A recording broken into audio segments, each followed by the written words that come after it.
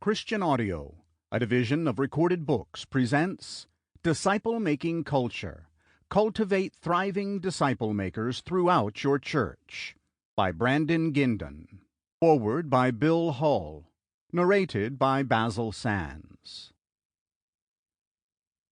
Foreword. It's common for us in the church to be so passionate about what we say, yet so passive in what we do. We are experts at making our purpose and work sound revolutionary, but we often live complacent and satisfied lives. In this environment, you can be labeled a radical by sitting in a different pew on Sunday, or by altering your parking spot or the service you attend. Possibly you go out on a limb and suggest the worship team lower the decibels or use a little less of the smoke machine. You can cause everyone to man their battle stations by acknowledging the song selection or suggesting they sing fewer songs that make knowing God sound like he's part of a teen romance. In many ways, we have reduced ourselves to a pretend world. When we are in church, we merely imagine heroic things, like Jesus challenging the religious establishment and taking on the Roman Empire, or the Apostle Paul going to jail and being shipwrecked, beaten, and left for dead outside of cities. We are inspired by these stories, and we're so glad they did these things for us, so that now we can enjoy the good lives we have. Frankly, we too often encounter no more trouble in society than our non-believing neighbors do. Our problems and challenges are restricted to the fact that we are humans, inhabitants of the first world.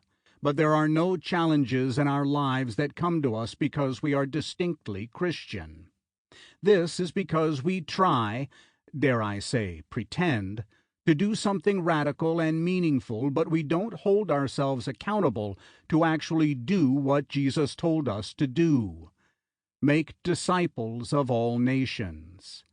Because if we did hold ourselves to that, we would soon find out there was nothing pretend about all those biblical stories.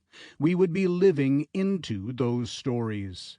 Those heroic acts would be our acts. Those troubles would be our troubles. And those great accomplishments would be our accomplishments. I will tell you what takes courage: to reverse engineer the Great Commission and apply it to your life and ministry. Are you ready to do that? Start by answering the following questions honestly, using Matthew chapter 28, verses 18 through 20 as your basis for answers. Can you define what a disciple is? Can you describe how to make disciples? Have you made any new disciples? How do you know if you have done this?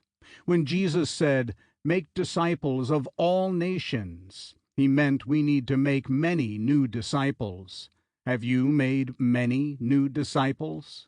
Have you made many new disciples who are 18 years of age and older, who are not children of congregants? How many of these disciples are now well taught and mature? Have you been involved in all of this yourself? I know this for sure. If you ask these questions to your church leaders point blank, it will create organizational havoc, scrutiny, and pushback. The questions I listed threaten the entire pretend world of cosmetic religion. The reason I wrote the foreword to this book is because it offers a practical way to stop pretending, to face up to the questions I have asked, and to actually build a disciple-making ministry that will revolutionize your life and your church.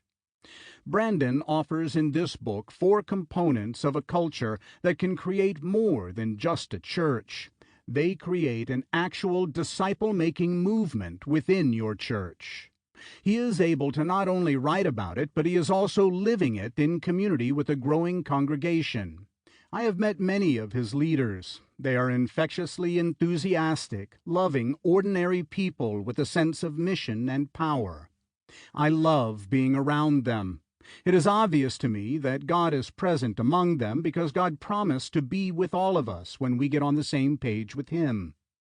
Remember what Jesus promised disciple makers: "I am with you always, even to the end." That is not a throwaway line or a promise given to just anyone. It is reserved for Sample complete.